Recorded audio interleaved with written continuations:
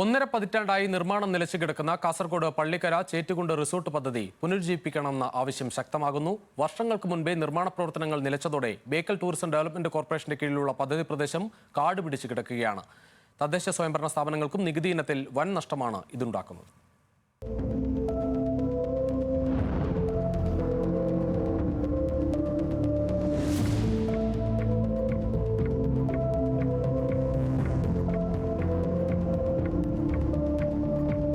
അന്താരാഷ്ട്ര നിലവാരത്തിലുള്ള beach tourism കേന്ദ്രങ്ങൾ വികസിപ്പിക്കുന്നതിനായി കേന്ദ്ര സർക്കാർ നടത്തിയ ദേശീയ സർവേയുടെ അടിസ്ഥാനത്തിൽ കേരളത്തിൽ നിന്ന് തെരഞ്ഞെടുക്കപ്പെട്ട ഏക പ്രത്യേക ടൂറിസം മേഖലയാണ് ബേക്കൽ. 1995 സംസ്ഥാന സർക്കാർ ബേക്കൽ ടൂറിസം പദ്ധതി പ്രഖ്യാപിക്കുകയും പദ്ധതിയുടെ വികസന പ്രവർത്തനങ്ങൾ ഏകോപിപ്പിക്കുന്നതിന് ചീഫ് സെക്രട്ടറി ചെയർമാനായി ബേക്കൽ റിസോർട്ട് ഡെവലപ്മെന്റ് കോർപ്പറേഷൻ രൂപീകരിക്കുകയും ചെയ്തു.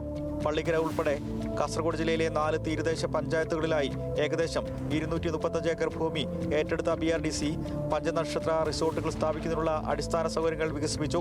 തുടർന്ന് വിവിധ സ്വകാര്യ സ്ഥാപനങ്ങൾക്ക് ദീർഘകാല പട്ടണത്തിന് ഭൂമി കൈമാറുകയും ചെയ്തു.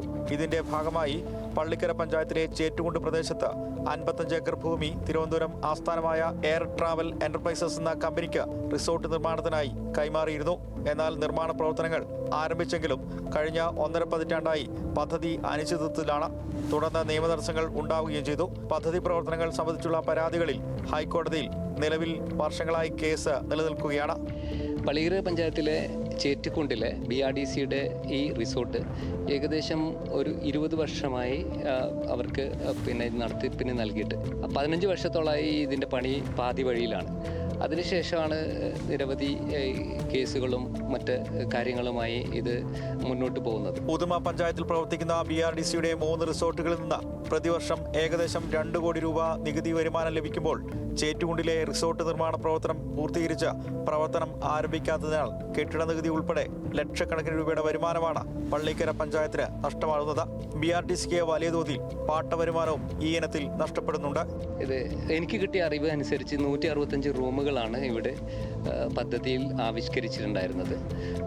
165 റൂമുകൾ പൂർത്തിയാവാത്തത് കൊണ്ട് തന്നെ ഏകദേശം പഞ്ചായത്തിന് ലഭിക്കേണ്ട ടാക്സും അതേപോലെ നമ്മുടെ BRDCക്ക് ലഭിക്കേണ്ട ലീസ് തുകയും ഗവൺമെൻറ്റിന് ലഭിക്കേണ്ട GST തുകയും അടക്കം ലക്ഷങ്ങളാണ് നമുക്ക് ഓരോ വർഷവും നഷ്ടമായിക്കൊണ്ടിരിക്കുന്നത്. അതുകൂടാതെയാണ് നമുക്ക് ഈ തദ്ദേശീയർക്ക് ലഭിക്കേണ്ട തൊഴിൽ സാധ്യതകളും അതേപോലെ ഈ ബാക്കിയുള്ള തൊഴിലവസരങ്ങളും നമുക്ക് നഷ്ടമായിക്കൊണ്ടിരിക്കുന്നത്. സ്വകാര്യ കമ്പനി, ബാങ്കുകൾ, BRDC എന്നിവർ കക്ഷികളായുള്ള ഹൈക്കോടതി കേസ് നടപടികൾ വേഗത്തിലാക്കണമെന്നും കരാർ വ്യവസ്ഥകൾ ലംഘിച്ച കമ്പനിയിൽ നിന്ന് സ്ഥലവും പദ്ധതിയും തിരിച്ചുപിടിച്ച് നിലവിലെ ലീസ് കരാർ റദ്ദാക്കി യോഗ്യമായ മറ്റൊരു കമ്പനിക്ക് കൈമാറുകയും റിസോർട്ട് നിർമ്മാണം വേഗത്തിൽ പൂർത്തിയാക്കണമെന്നുമാണ് ഇപ്പോൾ ആവശ്യമുയരുന്നത്. ഇതിന് സംസ്ഥാന സർക്കാരും ടൂറിസം വകുപ്പും BRDC മുൻകൈയെടുക്കണം. സംഭവത്തിൽ അടിയന്തര നടപടി ആവശ്യപ്പെട്ട് പള്ളിക്കര ഗ്രാമപഞ്ചായത്ത് പ്രമേയം പാസാക്കി കാത്തിരിക്കുകയാണ്.